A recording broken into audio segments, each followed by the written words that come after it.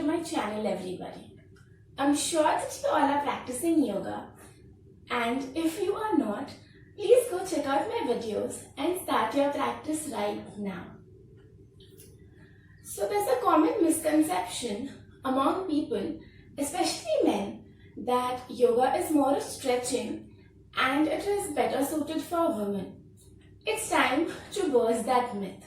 So here I am with a series of videos which I will be posting, which specifically focus on yoga poses and postures for men, keeping in mind the differences and making modifications accordingly so that men can catch up on flexibility and at the same time capitalize on the strength which they already have.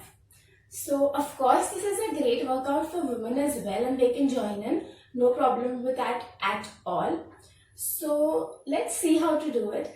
And this is the first video of our series Yoga for Men, which is mainly for those who complain about how inflexible they are. So let's get onto your mats and see how it goes. So we are going to start our session by focusing on strength, then moving on to some stretches and gradually incorporating flexibility into our session. So we're going to start out with an elbow plank. You can also check out my video in which I am teaching how to do the elbow plank correctly, and I'm sharing the link of that video in the description box. So make sure that you go and check it out as well. So for the elbow plank, what we have to do is you need to keep your elbows and shoulders in one line. Okay, I am going to keep my feet together because I am pretty comfortable doing that. What you can do is keep some distance between your feet, and that's okay as well. You will interlock your hands and then nicely keeping your back and your hips in one line. I want you to keep looking straight. Make sure that you've interlocked your hands correctly. Do not let your back sink down. I want you to engage your hips, engage your back. Only your toes remain on the floor. Keep looking in the front. The first thing we're starting with is the elbow plank to just warm up our body a little. Now we'll make it more challenging by just dropping our body on one side and then onto the other. So what we have to do is keep our breathing normal and then just drop your hips on one side onto the other. So this is to engage our core even further. So we'll do a few of these to nicely warm up our bodies. Very slowly. Make sure that your back is straight and you keep engaging your core. You can tuck your core in. Tuck those abdominal muscles in. Few more times. Just dropping the body on the right side and turn to the left. And the last one. Come to the center. Drop your knees onto the floor and you can slowly relax coming out of the posture. So this was just a modification of the normal elbow plank that we do. From here, we're going to proceed into the dolphin pose. So the way we do it is just the way you go into the plank. You first go into the elbow plank. Then I just want you to take your feet closer. If you can see, what I'm doing is I am just walking towards my hands, shifting my weight onto the arms. Now it's okay if your heels don't touch the floor. So it's okay even if you are here. Okay, no worries. Make sure that you just keep pushing your head down onto the floor. Keep breathing. I'm going to walk in a little further ahead and keep shifting my weight on my arms. Stay wherever you are comfortable. And then again, walking back into the elbow plank. So we're going to do this a few more times. I want you to hold there for a few seconds. So just walk ahead. So the reason we are doing this is to work on our forearms, our shoulders.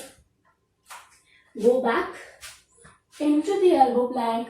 And the last time, I want you to just walk in the front. Okay, try to push your heels down and stay there for a few seconds. Nicely stretching your back and your legs. And then you walk back, knees to the floor, and you go back into the child's pose and relax. So we started with some amount of strengthening for our shoulders, upper body. Now we'll be switching to some leg stretches. So you will just take your right leg out ahead first. I want your knee and your heel to be in one line. So if you see, my left knee is onto the floor and you will just hold here. Try to push your hip down actively, okay? So that you can get a good stretch on your leg. Now for those of you who are very flexible and who are comfortable here, what you will do is, I want you to just interlock your hands at the back and then keep taking a backward bend. So if you see, I'm pushing my arms down and then trying to open up my chest, push my shoulders at the back and slowly you will release. So the reason we're doing this is because most people tend to have their lower bodies extremely stiff because of sitting long hours or because of the sedentary lifestyle which we have. So from Ashwasanchalanasana now, we will increase the stretch and push our leg at the back. I want your heel to be on the floor. Flex your foot inwards.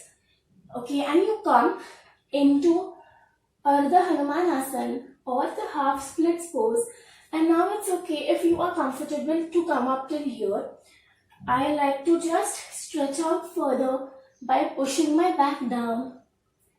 But it is completely okay if you feel comfortable here. I want you to stay here, balancing your weight correctly on both your legs. Okay, try to take a stretch and stay there for a few seconds. One more time. You will come into Ashwasanchalanasana, making sure that your leg is at a 90 degrees. Keep looking in the front or interlock your hands and inhaling. Keep pushing your spine straight up. Take that backward bend. Keep breathing. I want you to focus on your inhalations here to increase the breathing capacity. Okay. Nicely roll your shoulders at the back and then you will again go into the half split pose. This time try to stretch down further. Keep breathing. Okay, make sure that you are constantly flexing your foot inwards. Now if you are comfortable here, how to increase the stretch further? Just hold your big toe and keep pushing it towards you. So that's a good way to enhance that stretch if you feel that this is too comfortable for you.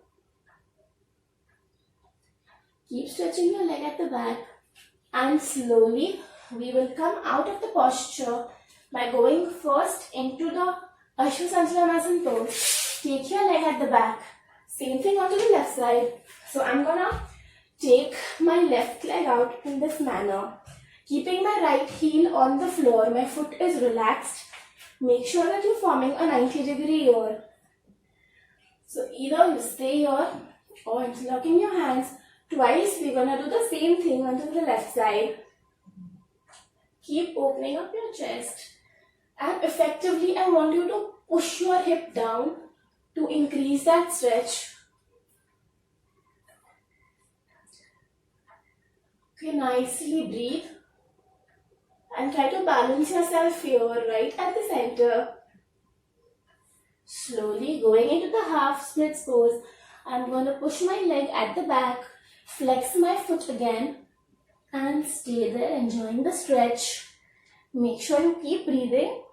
So you will find the stretch to be a little deeper than what we have done previously.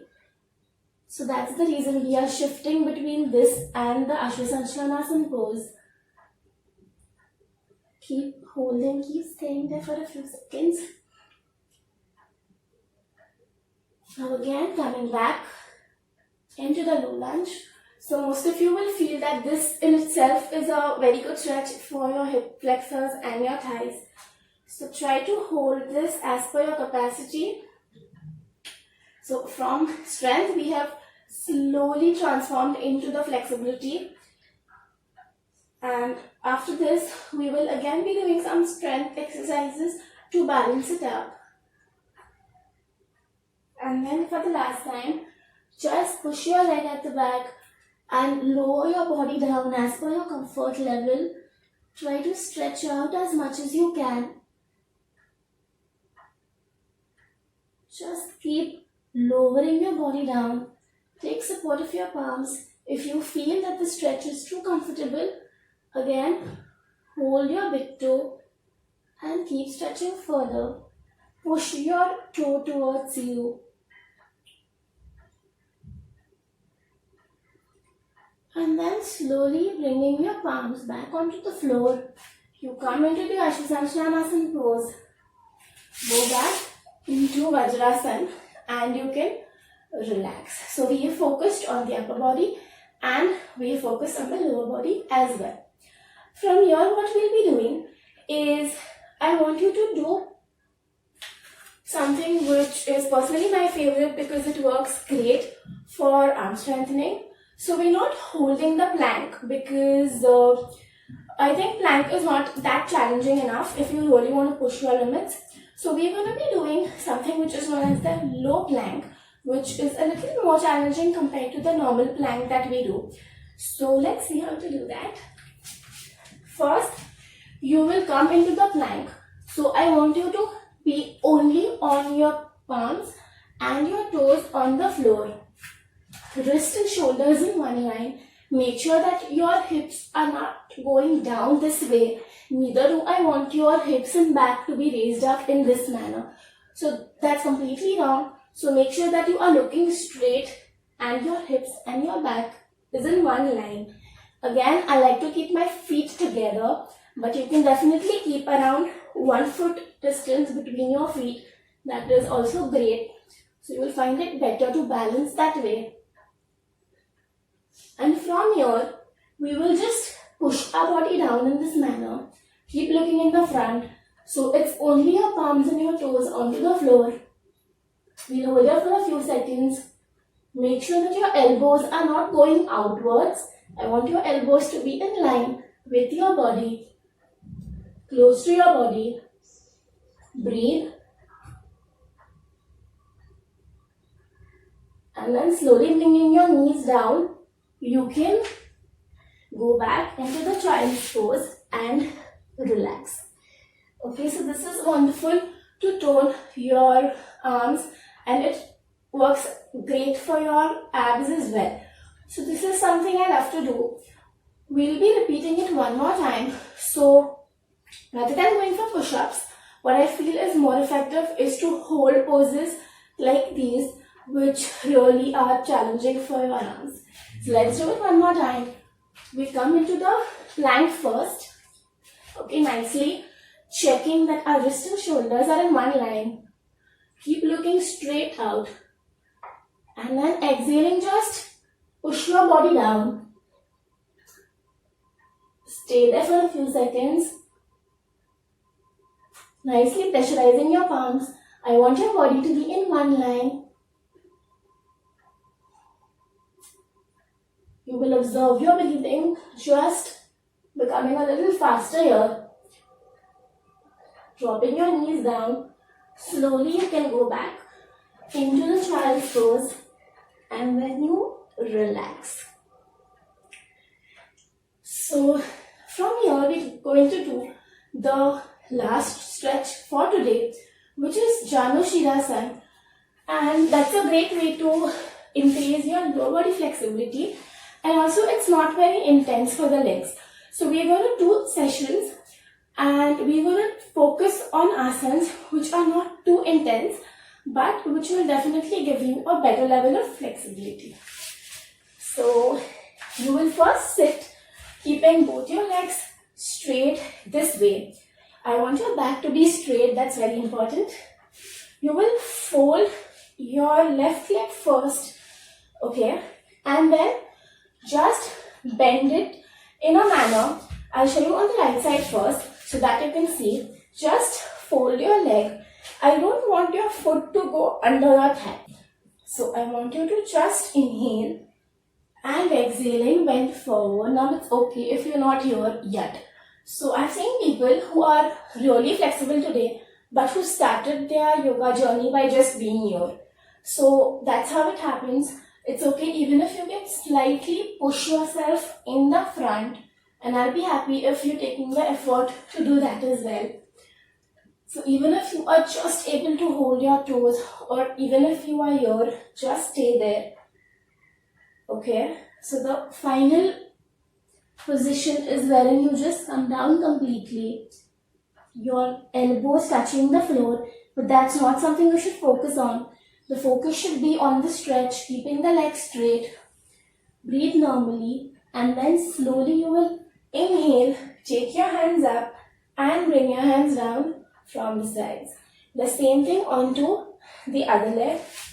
So this time I'm going to stretch my right leg out, fold my left leg, but I'm not pushing my left foot underneath my right thigh. I'm just keeping it on the floor with my back straight, flexing my foot inwards. Inhale, stretch up, lengthen your spine. Exhaling, bend forward, and you stay there. Okay, keep breathing. It's okay if you are here. As I said, that's how the progress happens. So wherever you are comfortable, just stay there. If you feel that this is comfortable for you, try to actively push your head down, and then there will be a good amount of compression in your abdominal area. This works great to increase your lower body flexibility, as I mentioned, which is so important for guys because men generally tend to have a little stiff hip flexor, because this is so great. This is so great to improve the lower body flexibility, especially for guys. It's so important since most of them complain of having stiff lower bodies. Slowly you will inhale, take your hands up, and exhaling, bring your hands down. So that was it for today.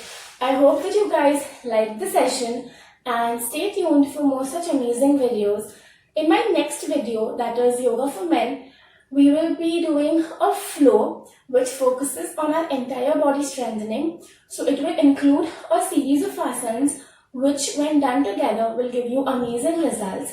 So make sure that you keep practicing, and do not forget to share these videos with your friends, your relatives, and those you love. And keep practicing. Bye bye. See you soon in my next video.